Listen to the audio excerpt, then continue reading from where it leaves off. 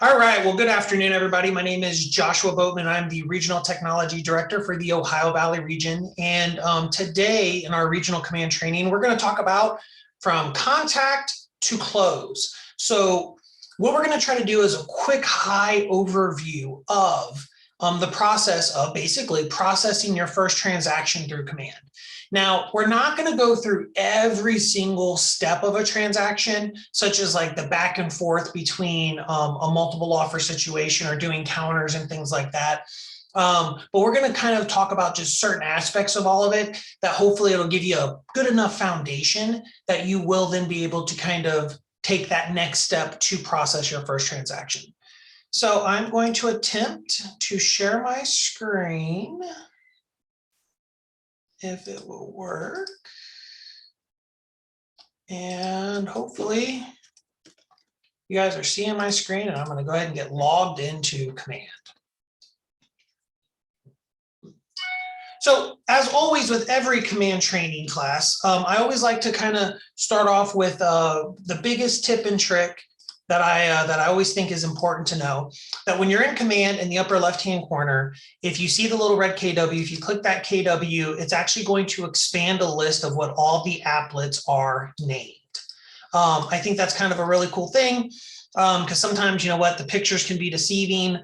For instance, I did not know until about a month ago that this was actually a picture of two people shaking hands for opportunities. Makes sense, but I didn't quite understand what was going on there.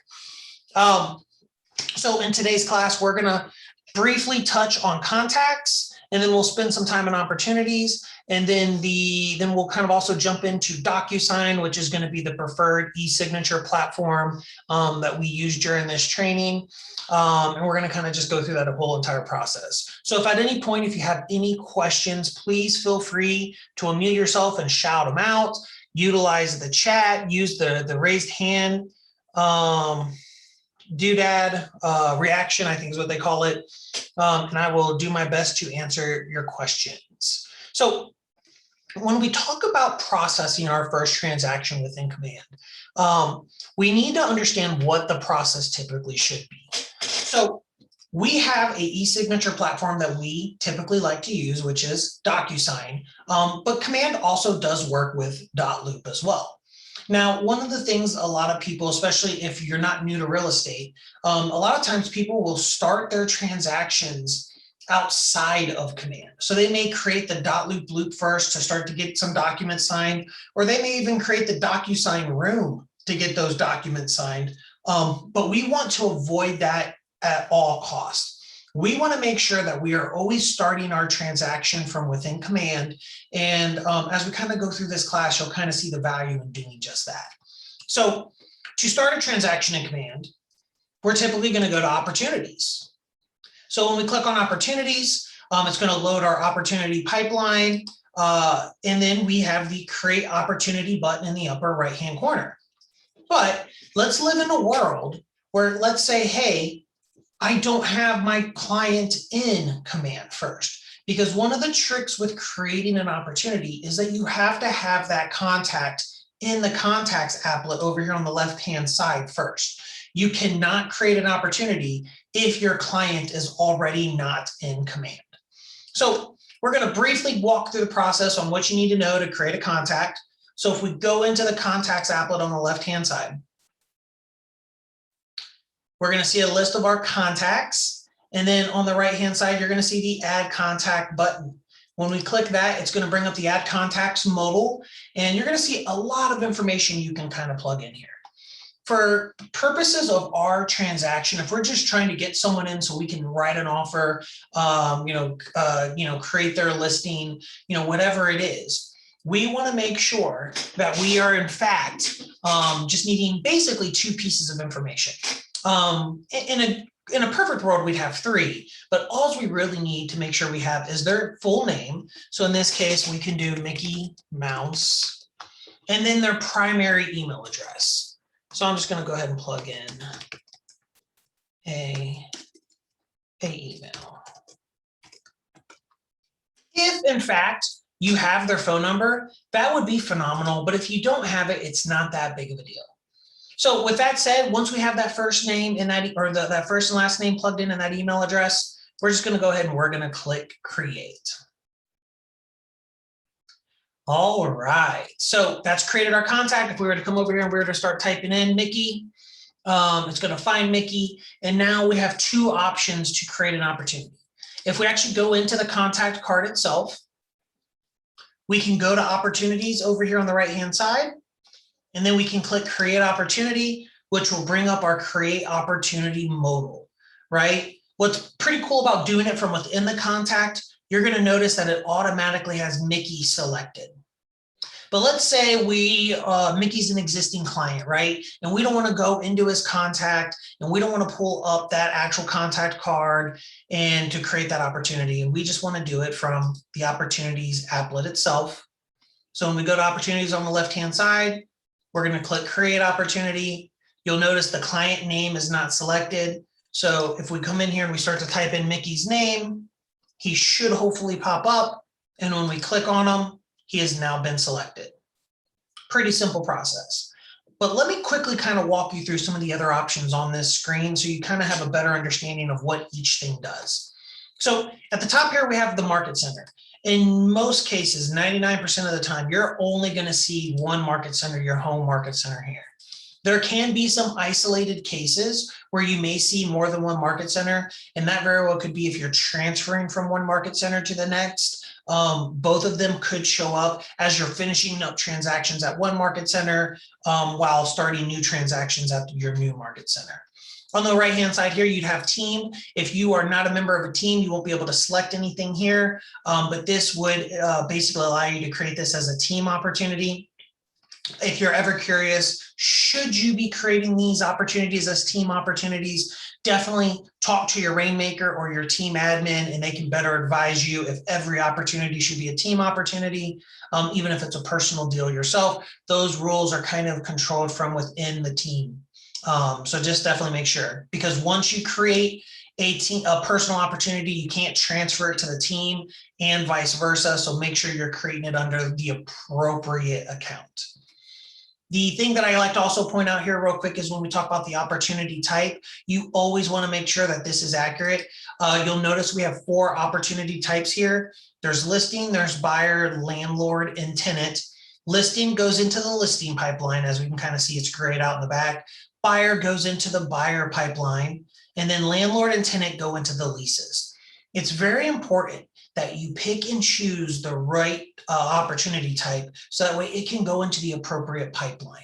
Because say, for instance, you wanted to create a buyer opportunity, but you forgot to switch it from listing and you created it, there is no way for us to migrate an opportunity from listings to buyers. So you either have to archive the opportunity and start it over within buyers, or just finish the transaction out within the listings opportunity, and the reporting will be just a little bit wonky because command will think that this was where you represented a seller, and then that cannot necessarily affect your end results, but just how you track and manage your business going forward. So always be very, very cautious with what you do here. In this case, I'm going to go ahead and we're going to create this as a listing opportunity. We've talked about the client. If Mickey had a spouse or a partner in some form or some fashion, here that they could type in their name as long as they were in here.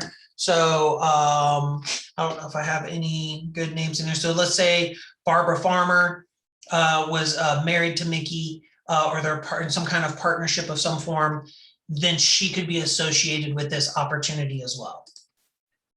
The next thing we're going to talk about here is the opportunity name. So this is how you're going to be able to identify the opportunity from within command. In addition to that, though, I want you to be very cautious with when you select your opportunity name, because later when we go to generate the .loop or the Docusign room from within command, whatever the name of the opportunity is going to be the name of that loop and or the name of that room. Good rule of thumb is if you know the property address, in this case, if it's a listing, you very well may want to go ahead and type in, we'll do 6055. Actually, you know what? Let's do 6113 Buckman Drive. And then we'll leave Mickey on there, and I don't need to indicate that it's a listing because I'll know it's a listing, but I want to know that this is also Mickey Mouse's listing, right? So we have 6113 Buckman Drive. If this was a buyer's opportunity, you very well may not know the property that they're going to write on. So you can leave it pretty generic. You could leave it Mickey Mouse - buyer. And then later, if you feel the need to update the opportunity name once you actually have an accepted offer, we're going to kind of show you how to do that as well. Tags below are going to be an opportunity for you to kind of tag the opportunity with maybe pertinent tags that you find necessary. So you could indicate, where was the source if you wanted to. You could indicate one of the most popular things we're starting to see with teams, for instance, is they'll use certain tags to indicate who the title company is, who has the earnest money, who the lender is. So there's a couple various other tags you could utilize as well. The estimated close date. Once again, you can see that this is not a required field, but if you have an idea, that would be great. If you don't, it's not that big of a deal. I do always recommend, though, that you plug in the estimated list price. As you can see, with it missing a red asterisk, it is not a required field. But as Command tries to calculate your probable and potential income at the end of your pipeline, as you can kind of see over here on the right-hand side, if you have no value listed here, then your estimated, there's no potential or probable income that's going to come from this. You can always adjust this later, so it's not that big of a deal to include something now. And then to the right, what is required is your commission rate. For most cases, this is going to be what is your commission, right? This is not going to be, what you're going to pay the buyer as well. This is going to be what you as the listing agent is going to collect. So we'll just say 3%. And once again, with this market, this could change. It's very easy to change this at a later date, but we just need a value in here for sure, as this does tie into the listing price to help us figure out what our potential and probable income could be. Then we have the opportunity phase. So one of the things we're just going to quickly talk about is that within each pipeline within opportunities, there are 5 transaction phases. We have cultivate, we have appointment, we have under contract, I believe. Oh no, we have active, then we have under contract, and we have closed.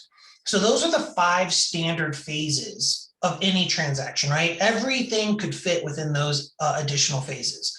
Within each phase, we have what we call stages, because there could be multiple step-by-step processes that you go through in the cultivate phase, or potentially the appointment phase. For instance, under appointment, if we were to click on this, we can see on the right-hand side, there's the scheduling where you've scheduled the appointment, where you're trying to schedule it, right? Then you have them where it's scheduled. So you've moved your people through the pipeline in that stage saying, hey, we've actually officially scheduled it. And then there's the kept, where you can kind of keep track of your business to know, hey, they kept the appointment. They're ready to hopefully go active if they accept the terms of the agreement that I've put forth in front of them. So you want to make sure that when you are creating your opportunity, you're putting it in the appropriate phase. Now you'll notice you cannot actually create an opportunity and put it immediately under contract or closed. Right? The closest you could get to the end of the pipeline would be active. And that's kind of by design, right? In most cases, the idea is that if you're creating an opportunity, you shouldn't be creating an opportunity for something that's already sold or for something that's generally already under contract. Hopefully you've done some of the legwork on the front end. So for our purposes, we're going to go ahead and I'm going to throw this under active, and then I'm just going to leave it under the staging, right? So we're going to go ahead and we're going to do that. And I'm going to click create. This is going to take us into our opportunity itself. So an opportunity is made up of a couple tabs across the top. I'm going to quickly describe each tab just so you kind of have an idea of what each one does. And we'll delve deeper into a few of them as we go through the process. So the details tab is going to be just that, the pertinent details of the opportunity. Here, we're going to be able to see the opportunity name, who currently owns the opportunity, what contact is it tied to, what is the phase and the stage. Here we can see that estimated list price, that commission rate, what our potential commission is going to be based upon this listing price and our commission, as well as some additional information over here on the right-hand side.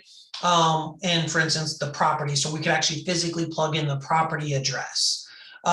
If you have the listing and you're creating this opportunity, it is highly recommended you go through and you plug in the property information. If you have the buyer and you're not quite sure what property you'll be writing on, you can leave this blank until you write that offer. And then once that offer is accepted, you can actually come through and edit this property by clicking the pencil icon. So for our purposes, hey, since this is a listing, I'm going to click the pencil and we're going to start to type in the address. So 6113 Buckman Drive. And you can see, since it's tied to like the United States Postal Service address list, it just instantly pulls in all that information. So we're going to go ahead and click save. And now let's say, for instance, we wanted to change the opportunity name, or at one point we wanted to change the listing price, or you'll notice there's a slew of dates here: estimated close date, appointment scheduled, appointment date, all these different dates. If we want to go through and update those, we can easily do that by clicking the pencil and then either changing the opportunity name up here. So here it's not Buckman Drive, I believe.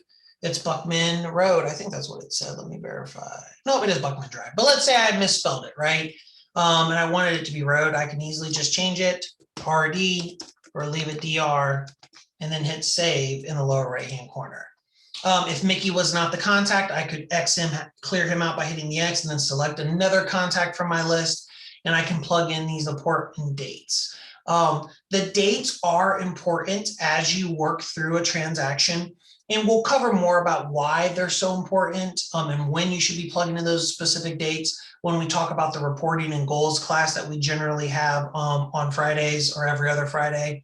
But suffice it to say, if you're looking to use the goal tracking information from within Command, so you want Command to help you figure out how to reach your profit goals.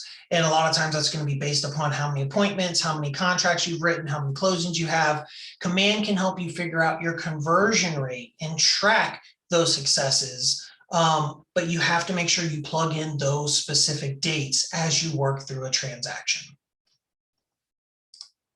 So moving across the top, we have the seller profile. So the seller profile would really only come into play if, in this case, the seller was actually registered through your KW app. So if you have your sellers registering to your app, which I highly recommend, any of your clients, make sure they're downloading the app, they're selecting you as a real estate agent. That way, not only can they look for other homes, they're always going to be tied to you. If at one point they decide to pull up something and start to search for houses, you'll kind of be able to see the progress with that. The interesting thing here is that within the app, you can build out your own seller's guide and your own buyer's guide. And this is where you can create a custom solution step-by-step process on, hey, seller, here are the things you should do to get your house ready to sell. Or, hey, buyer, here are the things you need to do before you should even consider buying. And this would actually allow you to customize those steps specifically for your particular seller and or buyer, checking those steps off as they completed them or seeing what steps they have checked off. Once again, we're not going to delve too deep into this, but that's kind of what this is. If you're curious, we try to cover that within our consumer training on one of our daily Command classes. So now we have documents and we have offers and commissions. So documents is going to be where we will actually store and submit all of the documents, all of our transaction documents that we accumulate throughout a transaction to our market center to check for compliance. So what's important about that? Well, it's important for you to know that, hey, as you're doing things, that this is actually happening, right? That you're making the right moves, that you're having the right stuff signed, that the right stuff is being initialed. This is where we're going to take care of all of that. This is also where we will actually start the transaction for .loop and or Docusign. Offers and commissions, this is where we will create any offer that we receive on our listing. And then once we find one that's acceptable, that our client accepts, we will then submit that commission request to our market center so they're aware of an incoming commission. So when you drop off that check, they know how to process it so you can get paid. We're going to come back to documents and offers and commissions because we're going to spend the majority of our time within an opportunity here. But to kind of finish this off across the top, we have notes, which are just going to be your storage ground for any pertinent notes related to this opportunity. And I want to take a quick moment to talk about the difference between storing notes within a contact and storing notes within an opportunity. Ideally, when you are storing any notes that just pertain to a specific transaction, so we're working a deal with Mickey, and Mickey's our client, right? And Mickey needs some stuff done, so we've hired out a contractor. Whatever it is, we brought in a contractor. If there's any pertinent pieces of information we want to keep track of, we want to make sure we store those under notes. We want to use the opportunity notes for things that are just pertaining to a contract, and we want to use contact notes, the notes that are tied to Mickey directly, for relationship building. So, if Mickey has a dog and his dog's name is Pluto, right? We want to store that under the contact for Mickey, not within the opportunity, and vice versa. If Donald Duck is the contractor working on remodeling the bathroom on this particular listing, we want to store that under the opportunity notes, not under Mickey's contact. And hopefully that makes sense, right? Contacts, notes under contacts for long-term growth of the relationship, contacts for the opportunities, for all the details you want to keep track of regarding a specific transaction. And then quickly on the end, timeline. So timeline is just that, right? This is going to be the running historical timeline of everything that has been done to this opportunity. Here you can see the fact that it was created. Here you can see where the information was updated, where I changed it from empty to 6113 Buckman, and it plugged in all that additional information. As we submit requests, as we add documents, as we add notes, as we do anything, change anything within an opportunity, there's going to be a timeline entered in on this screen for us to go back and reference what is going on. So pretty simple. So let's talk about documents, right? So when you create an opportunity, the next thing you're going to want to do is like, all right, Josh, I have, Mickey's ready to list his house, but I need him to sign that exclusive right to sell. I need him to sign all these documents. How do I go about doing that? Well, after creating the opportunity, we're going to go to the Documents tab at the top. And then over here on the left-hand side, you're going to see where it says Pick Checklist Type. And if we drop this down, you're going to see 3 options, 5 options, 7 options, 8 options. All depends upon your market center.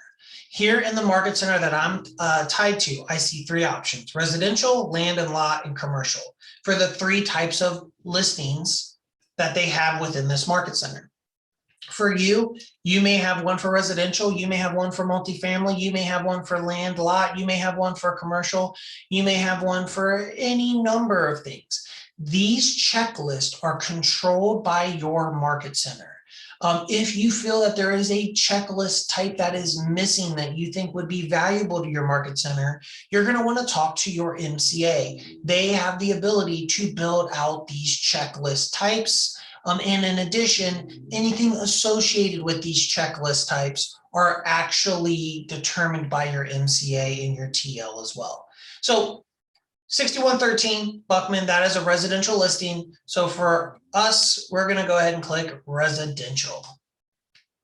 And then you're going to notice it's going to plug in all these, this checklist for the residential listings. Over here on the left-hand side, though, you're going to see for a residential transaction type, there are actually separate checklists depending on what stage of the transaction we're in, right? Or what phase, I should say. If we're just in the listing phase, right, these are all the checklist items that I may need or potentially will need to submit for compliance. If we go to under contract, here are the individual documents that I would need to submit for when it goes under contract, and the same when it closes, right? I want to be clear. These checklist items are just placeholders. You cannot actually download the exclusive right to sell from here or the consumer guide to agency relationships from here. You cannot download any of that from this screen. These are just placeholders. So the next question typically is then, okay, Josh, where do I find these documents? Well, that's the beauty of our relationship with Docusign.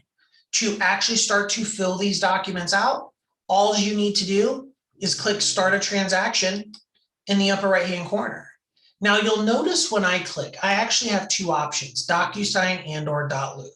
I could start my transaction from within Docusign, or I could start it from within .loop, my choice, depending on which e-signature platform I want to use. For our training today, we are going to use Docusign. If you only have one e-signature platform tied to your command, if you only have Docusign, for instance, you're not going to get a drop down here. It's just going to start the transaction immediately within Docusign. So I'm going to go ahead and click Docusign. And what it should do is open up a new window. It's going to ask me to log in because I have not logged in at all today. And typically you need to log into Docusign once a day. Going further, as you start new transactions or go into previous transactions, it should automatically log you in. All right, so here you can see it immediately took me into my Docusign room. And more importantly, what I can see is now the name of the Docusign room, right? Here I can see it's 6113 Buckman Drive. Mickey Mouse, right? That was my opportunity name, if you recall. So it created the room with that name. So we're not going to dig too deep into all the facets of Docusign, but I'm just going to give you a quick overview of just what we're seeing here. So by default, it takes us into the document section of the room. This is where we're going to add our documents. This is where we're going to fill out our forms and then select whatever forms we want to then share to our clients for signature. Details on the left-hand side. This is going to be where we can plug in any additional details of this transaction that we see fit. Here you can see it's pulled some information over from command, right? So here you can see it pulled over Mickey Mouse and his email address. As we created that transaction from within command, it started to fill in some of that pertinent info. You can always come in here and edit this and add more details manually if you want, but you don't have to. As we fill out these forms within Docusign, they will automatically start to fill out this detail section, which will then start to autofill other sections of other forms for us. And that'll make a little bit more sense once we start to add them in. People. The people section here is going to show you who currently has access to your room. In most cases, you're always going to see yourself for sure, right? And then we also can see the Keller Williams admin, right? So this is Keller Williams Realty, right? This is KWRI. This is the head honcho, Keller Williams, right? This Dayton Cincy Central, yours could say something different. This is the Market Center having access to this particular room, right? Envelopes. Envelopes are going to be when we share out documents for signatures. This is where we're going to be able to check the status of those shares to see, have they been signed, have they been returned, what documents were contained within which envelope. Messages and history, kind of irrelevant, but this is where we can have conversations within the room, which you probably won't do very often, if at all. And then history is very similar to the timeline within opportunities. This allows you to kind of see the entire history of what's going on within this room. So we're going to jump back to documents. And now we're going to go ahead, we're going to add documents. Now, when we click add in the upper right-hand corner, it's going to give us a lot of options here, right? We can click computer to upload stuff directly from our computer. If we're importing things from zip forms, we can do that. If we have documents for some reason on Dropbox or Google Drive or heaven forbid, Box, no one uses a Box anymore. You could pull those in directly through integrations. For us, we're going to utilize Docusign Forms. And now what this is going to pull, it's going to bring up our Select Forms mobile. And within this screen, there's a lot going on here, so I kind of want to walk you through it. The first thing on the left-hand side is you're going to see libraries. And you may see multiple libraries listed here, or you might just see one or two, right? It just really all depends. Here, you're going to see the various libraries that I have access to, and these are the 3 MLSs in the area that my market center serves. So for instance, I can see the Cincinnati Area Board of Realtors documents and forms, right? I can see Columbus Board of Realtors forms, as well as the Dayton Area Board forms. And then my market center has its own specific library for specific market center forms as well. Right? Forms that maybe have been created, maybe our specific consumer guide to agency, are in our audio video disclosure, and so on and so forth. So these are generally going to contain all the forms provided by your association to Docusign. Now you'll notice if you have them set up, if your market center has them set up above libraries, we have groups. And this is where your market center can take all these different libraries and pick and choose these individual forms to create individual groups. So in an ideal world, right, we have, if we're listing a property in Cincinnati, we can click on the Cincinnati listing packet, and it's going to have ideally everything the market center would think you potentially could need to list a property. So for instance, we have our consumer guide, we have our exclusive right to sell, we have our audio and video disclosure. Maybe I need to include the lead-based paint, right? Maybe I need the agency disclosure, right? I can include all this information in here and then easily just click add selected, and it's going to pull those forms in. If you notice that you have libraries, but you don't have groups, talk to your MCA within your market center. They have the ability to log into their Docusign account and create groups of the pertinent documents. So that way you don't have to jump across multiple libraries or search out all those seller documents within a particular library. If they have any questions with that, definitely have them reach out to their MCTT, their market center tech trainer, or myself, and we can definitely help them move that along. So now we have added some forms into our Docusign, right? So now all we need to do is start to fill these suckers out. So like anything, if we're going to open up a form, we're just going to click on it. And it's going to open up the form as a template that we can then start to fill out. So here you can see, based upon some of the information that's been provided, it's plugged in some data for me already. So here we can see, hey, it's plugged in, Keller Williams Community Partners, right? Name of the listing real estate firm, right? And here we can slowly start to fill out any of these fields just as if we were filling them out by hand, checking boxes, clicking in certain text boxes and filling those things out. And I can just go ahead and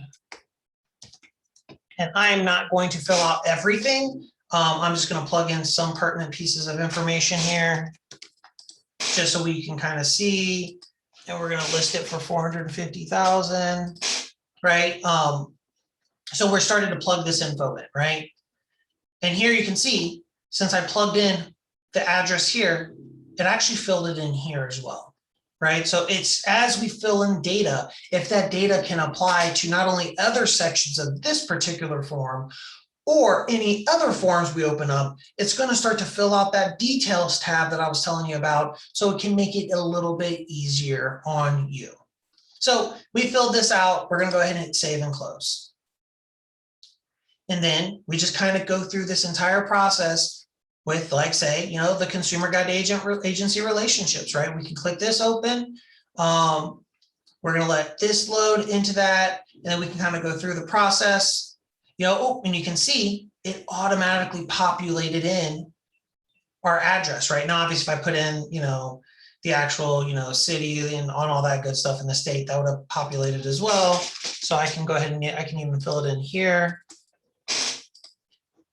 And what's really neat is now that I plugged it in here, if I had missed that city section on the exclusive right to sell, it has populated that information as well. So we can kind of go through each individual form. Pretty cool, right? Super, super easy, super, super nice. So we filled out all of our forms. And now we need to get this in front of our sellers so that they can sign this stuff, so we can get this bad boy listed, so they can get an offer in like 37 seconds, right? Crazy market. So the next step is going to be to share these forms to our clients. So the thing I want you to look at right now is this little empty gray spot right here. Watch what happens when I click on one or more forms. As I start to click on forms, and actually, let's just do these two. You're going to see that it brings up a bunch of buttons here. So I'm going to just kind of walk you through these buttons real quick. We have the copy button, which basically will allow you to duplicate what you've selected, create a copy of it.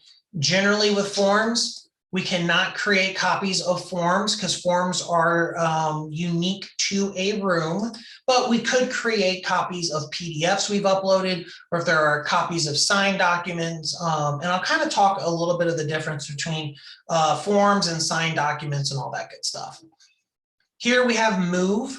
This would be if we wanted to move these forms into a different room, which we probably are not going to for this purpose, but we could move those forms or any documents from room to room. Email would be if we just wanted to send an email copy of these particular forms to someone. This is just for their viewing purpose, right? This is not going to be anything that they can sign. They could print them out and then sign them, I guess, and return them, but this does not allow them to use digital signatures. Combine would be if we wanted to combine multiple PDFs into one singular document. With forms, we really can't combine forms because of the nature of their design. But if you, for some crazy reason, someone shared you a purchase contract and they sent you 7 different pages or 8 different pages of the 8-page purchase contract, some of yours might be shorter or longer here in date, and they're like, it's like 8 pages. You could combine all those into just one singular document versus 8 individual pages. The pin icon, this is create an envelope. This is what we're going to use to share these forms to our client for signatures. The remaining 3 icons, real quick, archive would be to hide it from view. Unarchive would be to unarchive something that you have archived, right? And then delete would be to completely delete a document and or form from your room. I want to be very cautious. I want you to be very cautious when you use the delete option. A, when you delete something, typically it is gone. A lot of times there's no getting it back. And B, you never want to delete a form unless you know for a fact you will never need that form again. And I want to repeat myself there.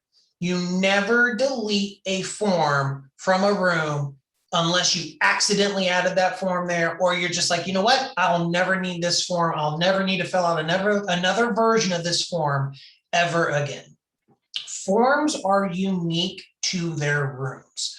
So for instance, imagine if this was a buyer and you're writing an offer and you have the contract to purchase and you submit an offer, you fill out the form, you submit it, they don't accept it, but you've already deleted that form from the room.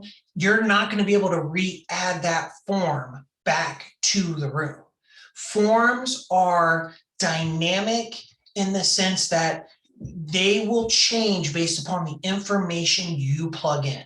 So if you submit an offer for a buyer and that deal falls through, all you're going to want to do is just update the information within the purchase contract for the new property. You do not need to delete the existing contract to purchase and download a blank one to start over. Just go through line by line and change the terms of the offer for the next property. And that information will matriculate across all the other forms. And then you can reshare the new updated form to your client for signatures, and then to the listing agent for, I lost my train of thought, for them to review to see if their seller will accept it. Hopefully that kind of makes sense. I know we just talked about a lot of stuff there real quick, but just good rule of thumb, don't delete a form. If you're going to do anything with the form, archive it, just don't delete it. Your life will be a lot easier unless you accidentally added a form, like a lead-based paint disclosure, for instance, for your seller, and the house was built 10 years ago and you don't need that, feel free to delete it. So hopefully that kind of makes sense. All right, so we have these 2 forms. And we're going to go ahead, we're going to click the pen to create an envelope. Now, this is going to take us to the envelope screen within Docusign Rooms. And I'm going to kind of walk you through what you're seeing here. So at the top, you're going to see a quick summary, right? Hey, this is for this particular room. The current room owner is myself, right? And then the last time it was modified is now, right? Now keep in mind that I believe this is Central Time, right? So it's 1:39 Eastern, but it's 12:39 Central. So the envelope name, by default, all your envelope names are going to be please Docusign. I highly recommend you change this or add it to it, because if you're submitting multiple envelopes within a single transaction and you want to identify a particular envelope to make sure that you included the right documents or check on the status of the signature, if you have everything that says please Docusign, it can be extremely confusing. So what I like to do is I'll do initial listing docs, right? If this is a listing, right? Because these are going to be the initial listing docs for 6113 Buckman Drive, right? This is a listing, it's not going to change.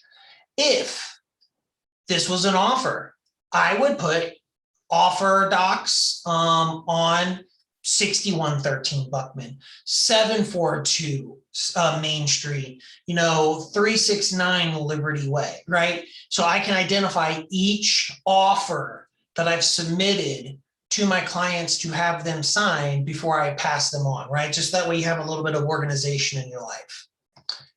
Below that is the add documents. So we're going to see the 2 documents or the 3 documents or the 7 documents we've added to this envelope that we're going to be sharing to our client.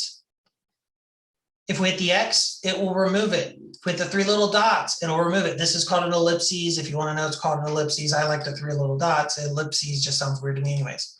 If you want to add more, you can add more from the room. If we forgot to add something, we don't need to go back. We can click the audio video disclosure and click add selected. Simple enough. Add recipients to the envelope.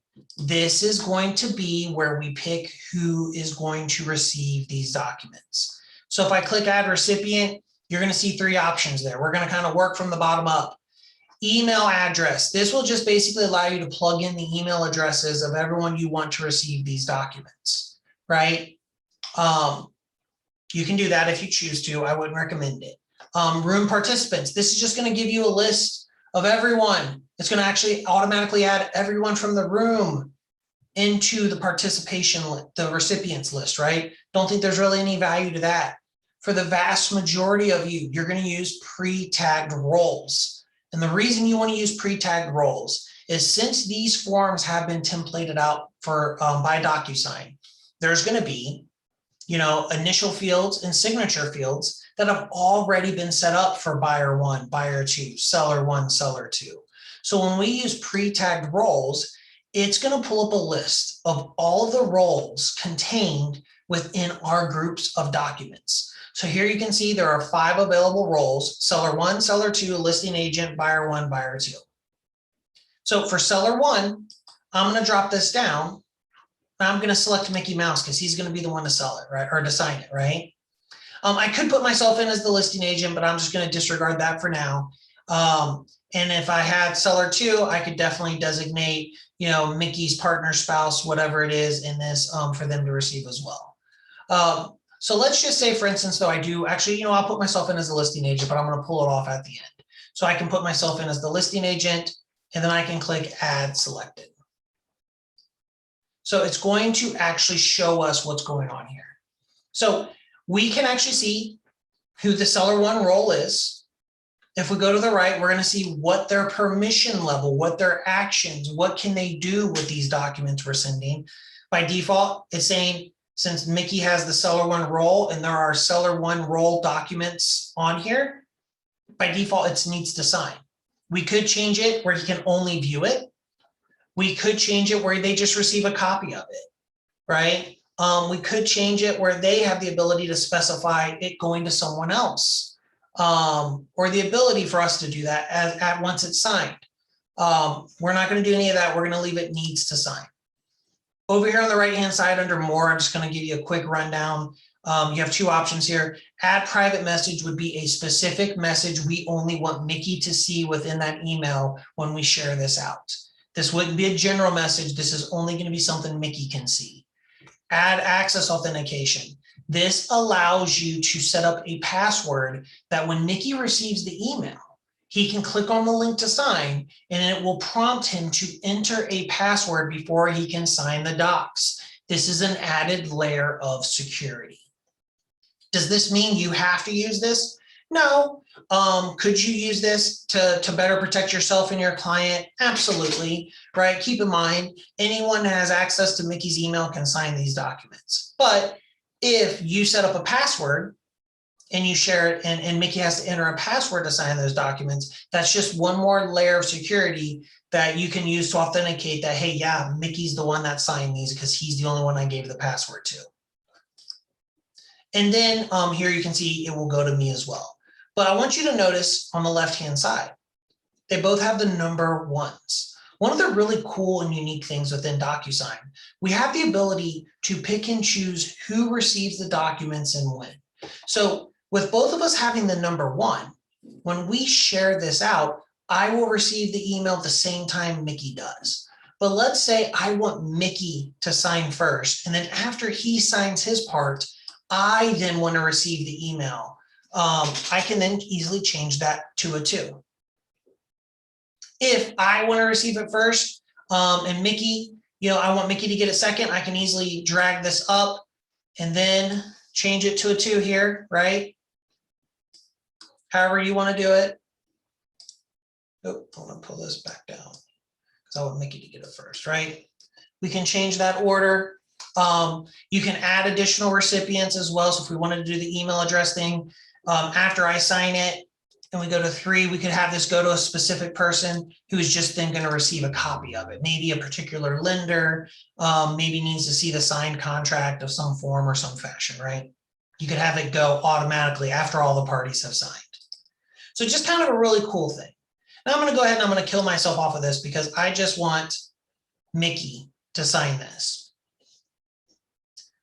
Now we're almost done with this section here, right? But we have message to all recipients. Before I mentioned, here's how you add a private message to Mickey. This is what everyone will receive. And then once again, you're going to see this dreaded please DocuSign default. I, of course, just like we talked about at the top of the screen, right? I'm going to change this to something a little bit more descriptive because this is the subject line of that email. So when Mickey gets this email, it's going to say, please DocuSign initial doc 6113 Buckman. I highly recommend you always do that, especially if you're dealing with a buyer. Because if you can imagine, especially in the market we're in where buyers are submitting multiple offers on properties, if they're all say, please DocuSign in the subject line, it can get confusing if they're trying to go back and look for a specific email, right? Protect yourself. And of course, whatever message you want to include in here, here you go. Let me know if you have any questions. Simple enough. So this envelope name is the only we see this. We added whatever documents we wanted. Here's where we picked our recipients. And then here is where we determined the subject line of the actual email and the message itself. If we're ready to move on to the next stage, we're going to go ahead and click next in the upper right-hand corner.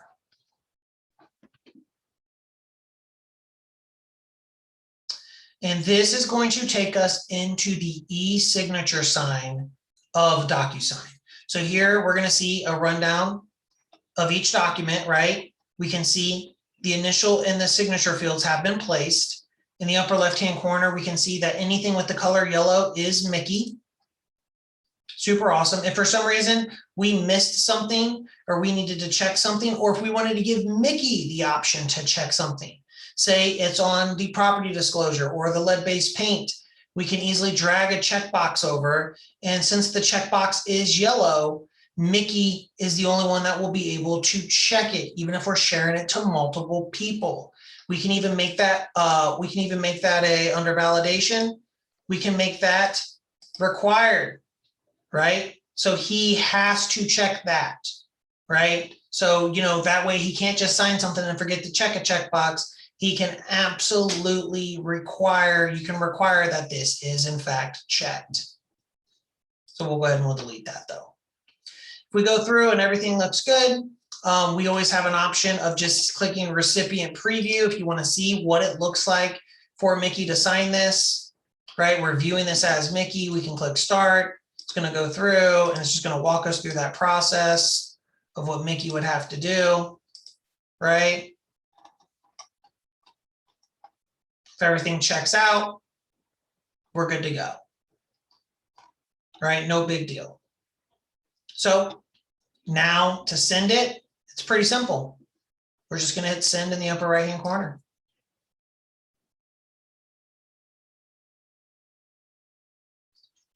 So the envelope has been sent. If we go to the document section, we still have our forms. If we go to the envelope section, we can see that we're waiting on others. If I click on it, we can actually see that we're waiting for Mickey to still sign. So I have another screen up here that I'm just going to quickly sign this. Give me 1 second here.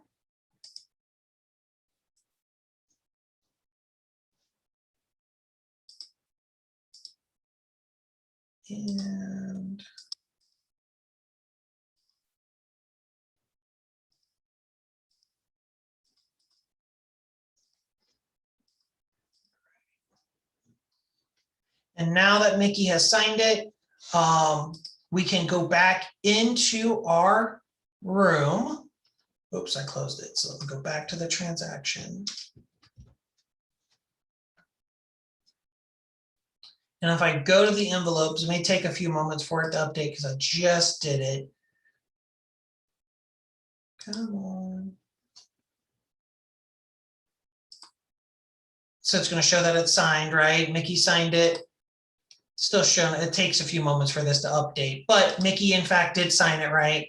Oh, there we go. We can see it's been completed. If Mickey had only signed it, we were still waiting on someone else, we'd be able to see who we're waiting on when we dig deeper into it, and it would show the list of the recipients and what actions we're still waiting for them to finish. And then if we go into documents, you're now going to see we have a couple copies of the forms in here. We have our audio and video disclosure, but it's signed. We have our exclusive right to contract listing contract signed. We have our consumer guide signed. We still have the forms, but now we have the signed documents. So this is the long way of going right now. If we go back into command and we're back on our compliance checklist and we need this exclusive right to sell, we can click add a file to the right. Since this is a Docusign transaction, we have the option right here for Docusign. If we had started this with .loop, it would say .loop instead of Docusign. It's never going to say both.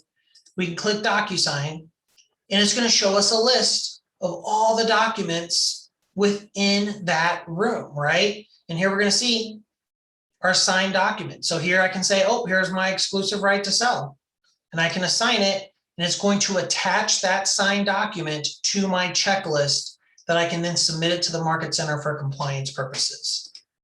If I didn't want to go one by one, I could attach multiple files. And if I click DocuSign at the top, it's going to pull a list of all the forms right within that room. And I can quickly go, oh, exclusive right to sell, select that, consumer guide. Oh, there's that one. Do I have my audio video disclosure? Oh, there it is. And I can click attach at once, and it's going to go through and attach all these documents, and then I can submit them to the Market Center for compliance purposes.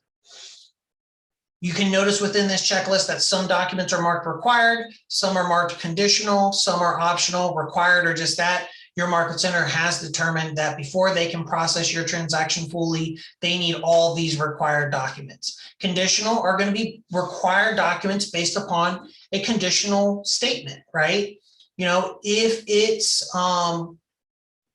if the house was built before a certain time frame, right, you're going to need the lead-based paint. It's going to be a conditional, right? Optional are just that, completely optional documents that you are not required, but wouldn't be a terrible thing if you included them. So I kind of want to point that out. One of the things to check with your market centers is to see how often they want you to submit compliance requests. Sometimes they want you to have all the forms in there before you submit. Sometimes they're okay with you submitting onesies and twosies and threesies and foursies. Check with your MCA and your compliance coordinator to find the best rhythm that they want you to submit those documents for compliance. Also with an understanding that a lot of times, a lot of market centers will time block when they go through compliance. So they're not doing it throughout the day. They're probably reviewing documents twice a day. So it's a good idea for you to kind of know when that is. So that way you can make sure you have your compliance documents in before the next time that compliance is ran. So just kind of want to point that out. Now, I'm not going to submit this to the market center just because this is tied to a real market center and I don't want to confuse them and create extra work for something that actually isn't going to turn into a transaction. The last thing I'll point out on this screen, if at any given point you yourself want to view what these documents are, you can click on the name and it'll pull it up and you can see in real time exactly what you've uploaded to the market center. So I just want to point that out. All right, so now let's pretend we have all of our documents in for compliance. Everything's going great. And now we have an offer, right? We have this listing. And not only do we have one offer, we have multiple offers. So let's go ahead and walk through the process on how to create an offer and then how to submit the commission. So from the offers and commissions tab, we're going to click add a new offer. And then once again, we have this initial offer generic thing, right? It's just called initial offer. I would always recommend you always identify what the offer is. So if it's a buyer submitting multiple offers, I would put the address of the offer they're submitting, right? So it could be 6055 Shaw Road, 764 Windsor Road, right? If it is multiple buyers, you may want to indicate the buyer's name. So I will do Donald Duck. So this is Donald Duck's offer on our listing. So we're going to go ahead and we're going to create the offer. And now this is going to take us through the offer wizard. So very, very simple, very, very easy. You can see here's the offer name that we just typed in. Here's the specific date of the offer and the proposed close time. So we can sit there and say it's June 30th. We can go to parties. And there's only a couple required fields here. There's actually only 4. So you'll notice since we are representing the seller, it automatically is plugged in Mickey's name and email address, as well as our name and email address. And then all we need to do is plug in the buyer's name. So this is Donald Duck. We don't need any other information about Donald. It's nice if you can include if they're pre-approved or pre-qualified. And I'll show you where that can be valuable as we kind of go further in the class. And then we can sit there and say who is the representing, man, I've ran out of Disney characters. Goofy is one, I think. We'll say Goofy. I can't remember his last name. Does Goofy even have a last name? I wonder. Interesting. That's a Wikipedia moment. But anyways, so Goofy is representing Donald Duck as the buyer's agent. To all the information you need. We're going to go ahead and click terms. And now we're going to kind of plug in the terms of the deal. So it's pretty simple, right? We take whatever they're going to pay in cash versus what they're going to finance, and that's going to equal the sales amount. So let's say Donald is going to finance or pay $25,000 in cash, and he's going to finance $425,000 for us to get to our $450,000 sales price. Here we would plug in our earnest money amount, whether we want to do percentage or a specific amount, depending on what you requested. Your option fee can be anything, generally a transaction fee. So maybe there's a transaction fee associated with this that you're charging to Mickey, whatnot. Just, all depends. The termination options, right? How many notice of termination within so many days after the contract. So we'll say it's 5, whatever. Actually, I don't know what industry standard is for that. So I just always put 5. Or you can leave it 0, whatever makes the most sense based upon what the offer contains. And then we have our seller costs, like what is your client, in this case, Mickey Mouse, what is he gonna have to pay? Do we have to pay to a home warranty? Do we have to pay $400 towards a home warranty? And do we have to help cover closing costs? We can plug that value in here as well. So let's just say it's $1,500. Pretty simple. So then we click agent analysis. And this is going to bring up our agent analysis screen. So this is where you as an agent can give the pros and cons and a summary of what you like about this deal and what you don't like about this deal. And this isn't a personal choice. This is just you providing the bonuses and the benefits of this particular deal and what would cause you concern for this particular one, right? For instance, pros could be that, you know what, it's an all cash closing. Cons could be, hey, you know what, they may have to sell before they can actually buy. So this could be a contingent offer.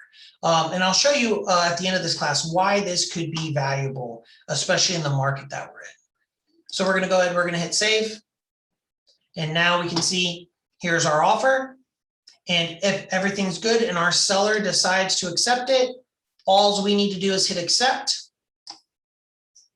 And then once we've accepted the offer, we have the option to manage commission. And then this is where we can go through and verify our commission on this deal and then submit it to the market center. So let's talk about what you're seeing on this screen. So we have our general information about the deal, the payment, like which is what you are going to get paid, and then a summary, right? You'll notice though, we have a warning flag over here, missing information. If there's ever anything wrong with your commission screen, if something's just not jiving right, you know, command will always have a flag over here kind of saying, hey, something's wrong. So you'll notice, oh, the contract date wasn't included. So I can click edit general information, go to the contract date, and we'll say it was Sunday. We can save those changes. Now we're good to go. What if the commission rate changed? Right? You know what? I listed it and I was hoping to get 3%, but to get the deal done, you know what? I have to, eat a little bit and it's going to be 2.5%. Well, I can easily edit this, change it to 2.5. It's going to automatically calculate what the new commission is. And then I'm going to save those changes. But then you're going to notice, whoa, there's an excessive agent commission of 22.5, right? 22.50, I should say.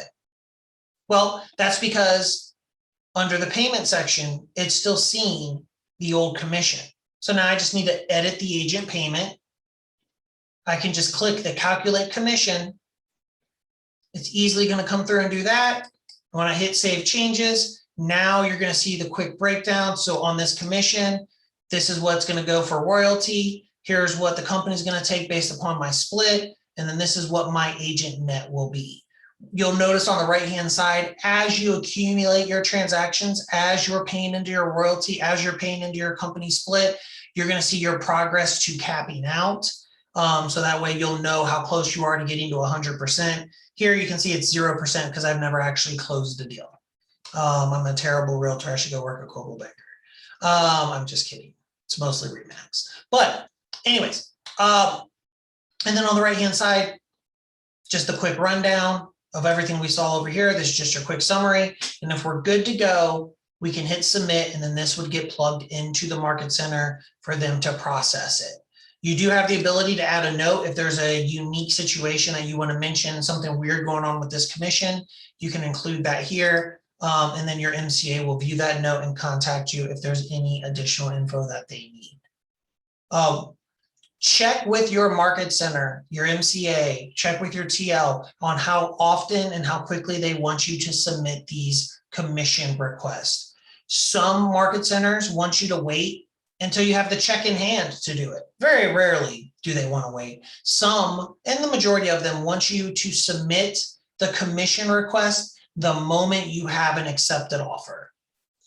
So check with your MCA, find out what is the rhythm that they want you to submit these offers. And I think that will benefit you and them because you both will be on the same page. Generally, just like compliance requests, they process commissions once or twice a day. So it's also a good idea for you to have an understanding on what time of day that typically is. So that way you can make sure you get your commission request submitted before their time blocked time. And then that way you're not waiting 24 hours for them to process your commission. Hopefully that kind of makes sense. So the last thing I want to talk about real quick is when we talk about offers and commissions, one of the benefits of what they have within Command is the ability for you to share multiple offers to your client, to your seller in this case, to compare different offers easily. So I'm going to jump into a different transaction where I kind of have this already laid out. So here I have Lewis Boatman, my fictitious brother, and his listing on 6452 Heritage Park. If we go to offers and commissions, you're going to see that there's a number 4 here. If we click on this, you're going to see here are the list of the 4 different offers that we have received from 4 different buyers. You're also going to notice that since I have more than one offer listed here, I have this new button called Compare Offers Grayed Out. When I select all these offers, I'm able to select the Compare Offers button.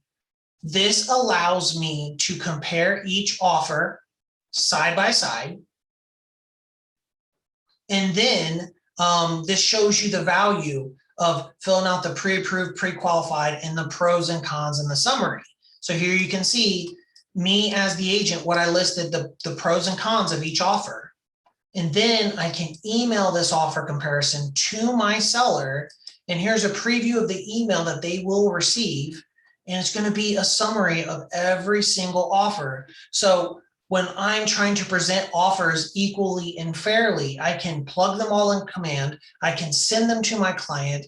We can go through each offer separately, and they have this to reference if they want to think about it. And I personally also have this to reference if I cannot remember all 30 offers that have been submitted and I don't want to go back and dig into the contract, right? So I can rely on the pros and cons that I did for each offer in the beginning. So offer comparison is a pretty awesome thing for Command, especially in the market we're in. It helps you make sure you're presenting all the offers in a fair and equitable way, which is huge in this environment.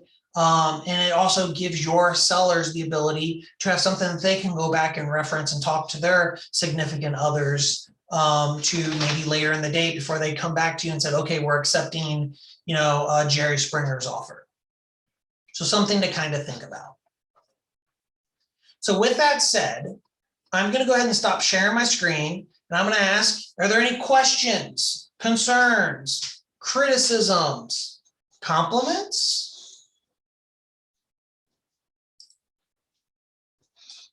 Please feel free to unmute yourself or use the chat or send smoke signals.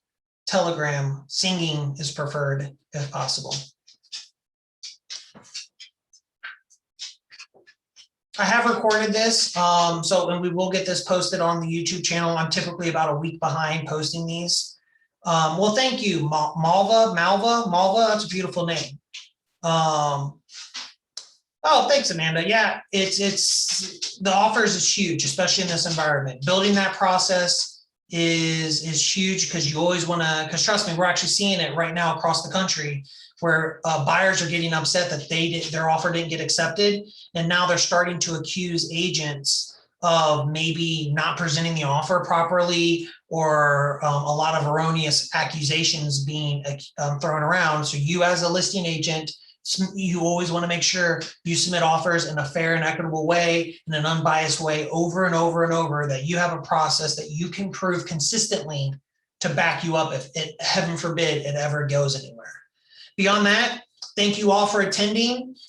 We have classes for the rest of this week starting at 1 o'clock. Hopefully I'll see you or you're going to watch one of the recordings. If at all you need any help, definitely reach out to your MCTT, your Market Center Tech Trainer. If you do not know who they are, reach out to your TL and your MCA, and they can point you in that direction. Beyond that, have a great day.